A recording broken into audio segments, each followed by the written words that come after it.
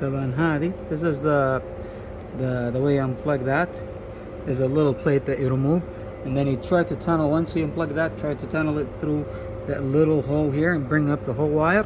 There's always a grounding large cable that you can fix. I'll show you that later.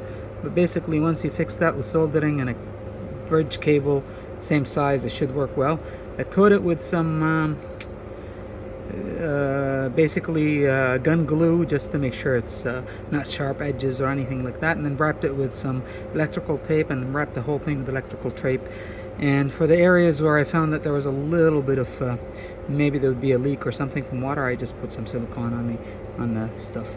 So that's it. Now I'm gonna plug it and just I removed the whole panel. I don't think you need to remove the whole panel. It's just this small thing. I just wasn't sure initially, so I decided to remove the whole decoration. Just looked at it, removed the window module or the door module for the window and the airbags and all that stuff.